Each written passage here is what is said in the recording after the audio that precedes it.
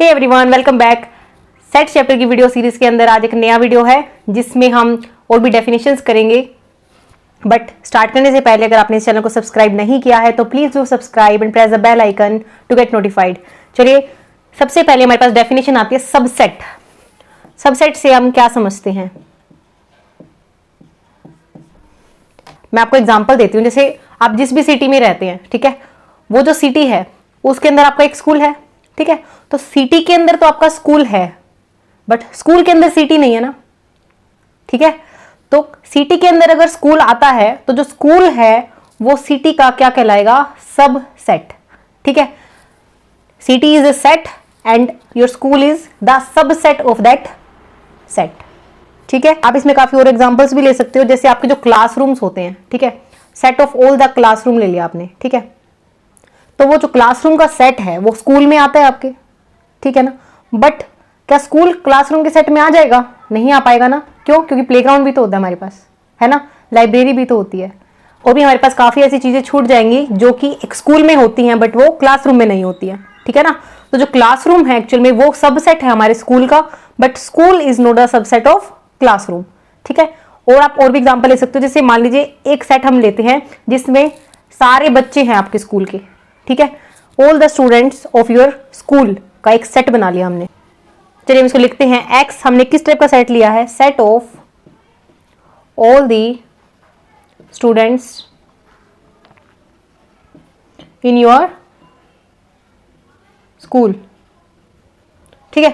और एक Y set बना लेते हैं। ये क्या है? Set of all students in your class, ठीक है। तो एक्स सेट कैसा है? जिसमें सारे बच्चे आते हैं स्कूल के। और वाई किस टाइप का सेट है? जिसमें आपकी क्लास के सारे बच्चे हैं, ठीक है। तो जो आपकी क्लास के बच्चे हैं वो सारे स्कूल के बच्चों में तो आते ही है ना, बट सारे स्कूल के बच्चे क्या आप आपकी क्लासरूम में ले पाओगे? नहीं ना। जैसे जो 11th क्लास के बच्चे हैं वो 11th क्लास में ही बैठेंगे, ठीक है ना। तो बाकी सभी क्लासेस के बच्चे 11th क्लास में तो नहीं बैठेंगे, ठीक है। तो जो y होगा एक्चुअली वो क्या होगा, इस x का सबसेट हो जाएगा, ठीक है, क्योंकि आपकी क्लास के जितने भी सारे बच्चे हैं वो सारे स्कूल के बच्चों में तो आ ही गए ना, all the students in your school, ठीक है। तो हम इसको लिखेंगे कैसे सबसेट को? y जो है, देखो इसको ऐसे लिखते हैं, subset of x। y x का सबसेट है और x y का नहीं है ना, तो नहीं लिखना। कैसे लिखोगे? x is not a subset of y, ठीक है। ये बेसिक सा चीज है। तो और मैं आपको और अच्छे से डेफिनेशन क्लियर करूंगी, बट ये जो बेसिक डेफिनेशन है ना वो इसी तरीके से होती है, ठीक है। वो ये है, अब हम इसको वर्ड्स में लिखते हैं, ठीक है, आपको और क्लैरिटी आएगी। और हम एग्जांपल्स भी करेंगे। अगर आपको अभी भी समझ में नहीं आया तो कोई प्रॉब्लम नहीं है, हम एग्जांपल करेंगे, आपको इजीली सब कुछ क्लियर हो जाएगा। तो देखिए, सबसेट की डेफिनेशन क्या लिखोगे? अ सेट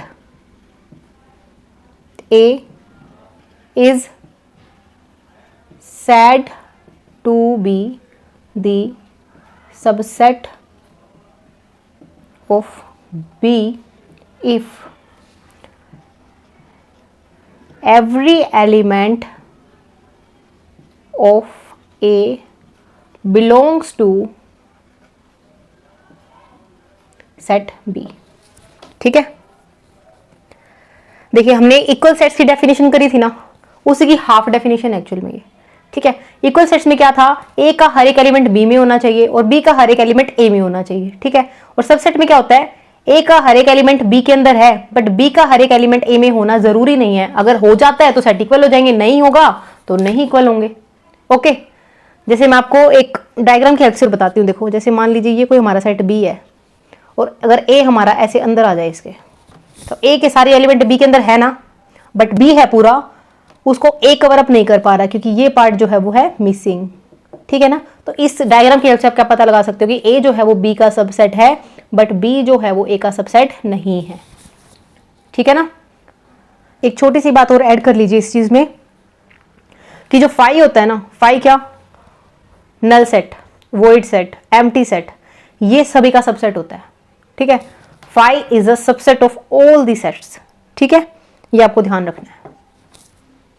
कुछ एग्जांपल करते हैं, देखो आपको और अच्छे से क्लियर हो जाएगी डेफिनेशन। 9th क्लास में भी किया हुआ है कि जो हमारा रियल नंबर्स का सेट होता है वो किससे मिलकर बनता है? रैशनल्स एंड इरेशनल्स, मैंने लास्ट क्लास में आपको बताया था कि आप इनको डिनोट कैसे करोगे, ठीक है। तो रैशनल्स का जो सेट होता है वो आप क्यू से डिनोट करते हो ना, ठीक है। और मान लीजिए जो इरेशनल का सेट है वो टी से डिनोट कर रहे हैं, ठीक है। तो रियल नंबर इन दोनों से मिलकर बना है, विच मीन्स जो रैशनल्स हैं यानी क्यू जो है वो सबसेट हो जाएगा आर का, ठीक है। ये सारे सारे इसमें कंटेन हो जाएंगे ना।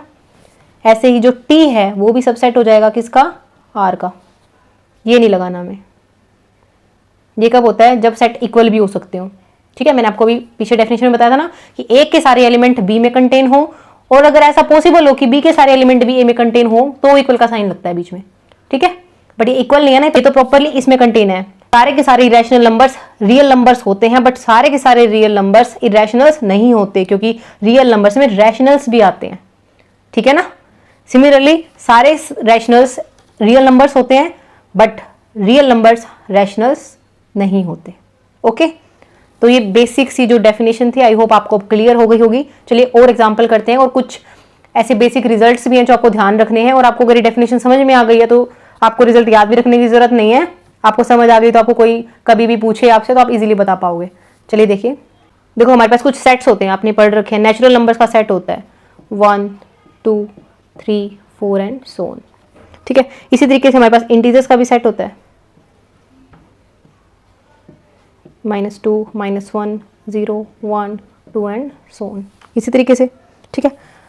फिर आता है रैशनल्स का सेट।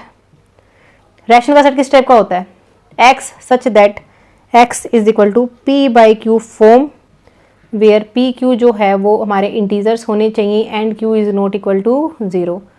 आपको पता है ये डेफिनेशन हाफ है, ये पूरी डेफिनेशन नहीं होती, ठीक है, क्योंकि रैशनल नंबर्स की डेफिनेशन में टर्मिनेटिंग और नॉन टर्मिनेटिंग वाला कॉन्सेप्ट आना जरूरी है, ठीक है ना। तो जो टर्मिनेटिंग नंबर्स होते हैं या रिकरिंग नंबर्स होते हैं और जो p बाई क्यू की फॉर्म में होते हैं with this condition are called as rational numbers. अगर आपको डिटेल में वीडियो चाहिए तो आपको उसका लिंक डिस्क्रिप्शन बॉक्स में मिल जाएगा, वहाँ पर रैशनल और इरेशनल के बीच में डिफरेंस मैंने काफ़ी अच्छे से बता रखा है, ठीक है। चलिए, अब हमने एक टी को माना था ना सेट ऑफ इरेशनल नंबर्स, तो टी को मान लेते हैं हम जो है वो सेट ऑफ इरेशनल नंबर्स। तो हम बात करते हैं कि इनके बीच में क्या रिलेशन रहेगा, और एक आते हैं हमारे पास रियल नंबर जो कि सबसे बड़ा होता है, ठीक है। अब हम बात करते हैं कि इन ये किस किस का कौन सा क्या सबसेट हो सकता है, ठीक है। तो देखो नेचुरल नंबर्स ये है, यानी यहाँ से, तो क्या नेचुरल नंबर जो है वो इंटीजर का सबसेट बनाएंगे, बिल्कुल बनाएंगे। Natural number is a subset of integers. अब देखते हैं इंटीजर्स, इंटीजर्स क्या रैशनल का सबसेट होंगे, होंगे ना। इंटीजर्स सभी के सभी रैशनल का सबसेट होंगे, क्योंकि PQ सभी इंटीजर से तो आते हैं, ठीक है ना। तो आप इसको क्या लिख सकते हो, integer is the set of all the integers is the subset of rationals. अब ये इसका सबसेट है तो ये भी तो इसका सबसेट हो जाएगा, ठीक है ना। अब 1 जो है वो 2 से छोटा है, 2 3 से छोटा है, तो 1 3 से भी तो छोटा होगा ना। तो n z में अगर कंटेन करता है और इंटीजर्स अगर रैशनल्स में कंटेन करते हैं तो नेचुरल्स भी रैशनल्स में कंटेन कर जाएंगे, ठीक है। अच्छा, अब देखिए रैशनल्स क्या होते हैं, आपको पता है, अभी मैंने बताया रैशनल्स जो होते हैं वो रियल में कंटेन्ड होते हैं, ठीक है ना। ये इसका सबसेट होते हैं। इरेशनल भी रियल्स का सबसेट होते हैं, मैंने अभी आपको बताया ही है, ठीक है। अच्छा, क्या नेचुरल नंबर्स इरेशनल्स का सबसेट होते हैं क्या, नहीं होते। क्यों, ये सभी क्या हैं, रैशनल्स हैं। 1/1 2/1 लिख सकते हैं ना हम इसको। तो ये तो रैशनल है, रैशनल इरेशनल का सबसेट नहीं है, ठीक है। तो नेचुरल नंबर्स जो होते हैं वो इरेशनल का सबसेट नहीं होते, ओके। तो आपको ये ध्यान रखना है। बाकी आपको अगर ये डेफिनेशन क्लियर हो गई है तो आपको याद भी रखने की जरूरत नहीं है, आप इजीली आपको माइंड में रहेंगी ये चीज़ें, ठीक है। चलिए हम और एग्जांपल्स करते हैं। देखिए एग्जांपल करते हैं, इसमें 4 पार्ट्स हैं, तो इन 4 पार्ट्स की हेल्प से आपको बिल्कुल क्लियर हो जाएगी डेफिनेशन, ठीक है। अब देखिए 5 हमने पढ़ा था, 5 तो सभी का सबसेट होता है, पढ़ा था ना। तो क्या 5 बी का सबसेट होगा, बिल्कुल होगा, ओके, क्योंकि 5 is the subset of every set. अब देखिए ए और बी में पूछ रहा है 1 3 1 3, नहीं आ रहा ना, इसमें 3 तो है ही नहीं, इसका मतलब ए जो है बी का सबसेट नहीं है। ऐसे बी जो है वो भी ए का सबसेट नहीं है, इसमें वैसे भी 3 एलिमेंट्स है और यहाँ पर 2 एलिमेंट्स हैं। तो अब क्या लिखोगे, A is not the subset of B, क्यों, क्योंकि जो 3 है वो does not belongs to B, क्योंकि बी में 3 नहीं आ रहा, ठीक है। अच्छा, थर्ड हमारे पास ए और सी में रिलेशन 1 3 1 3, ए जो है वो बी सी का सबसेट है ना। तो यहाँ पर क्या लिखोगे, is the subset of this C, क्यों? क्योंकि 1 जो है वो बिलोंग करता है सी में और जो 3 है वो भी बिलोंग करता है सी में। ओके, आपको रीजन देना है। नेक्स्ट है बी और सी में रिलेशन 159 159 आता है ना, इसका मतलब बी भी जो है वो सबसेट है हमारा सी का, क्योंकि each element of B is the element of C. या तो आप ऐसे लिख सकते हो या फिर वही बात 1 belongs to C, 5 belongs to C and 9 belongs to C. ठीक है, this is a reason. Let A B C B 3 sets if A belongs to B and B is the subset of C. देखिए B जो है वो C का सबसेट है but A B में बिलोंग करता है। ठीक है ना, is it true that A जो है वो सी का सबसेट हो जाए? अगर ऐसा नहीं हो तो आप एग्जांपल दीजिए।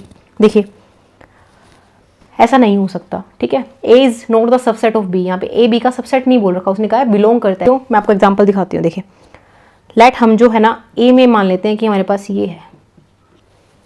ठीक है, और बी जो सेट है वो हम किस टाइप का बनेगा हमारा?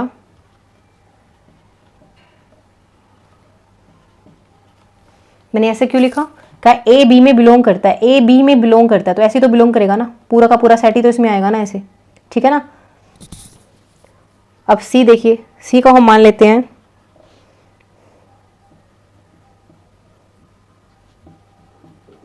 क्योंकि बी जो है वो सी का सबसेट है, तो बी के जो दोनों एलिमेंट्स हैं वो दोनों एलिमेंट्स आएंगे ही। एक हमने कोई एक्स्ट्रा एलिमेंट ले लिया।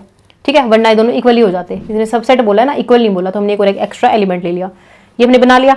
अब आप देखिए यहाँ पर जो ए है वो बिलोंग कर रहा है ना बी में, क्योंकि ये वाला जो एलिमेंट है वो इसमें आ रहा है।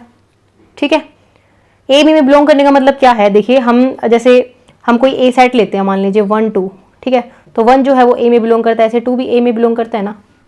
ठीक है ना, तो हमने कुछ इस टाइप का एलिमेंट ले लिया, singleton element. Singleton element means वो सेट जिसके अंदर सिर्फ हमारे पास एक ही एलिमेंट हो।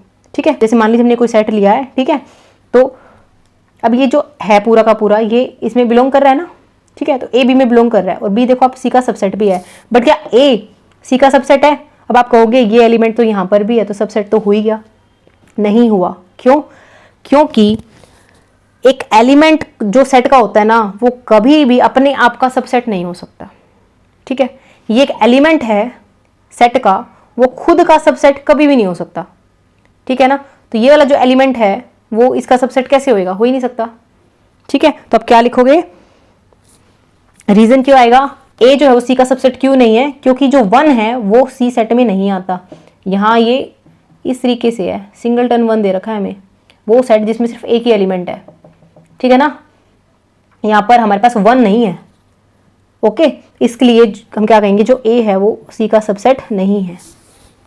Okay,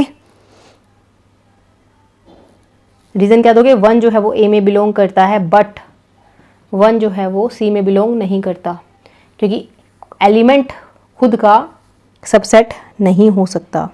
an element of A set can never be the subset of itself. ठीक है,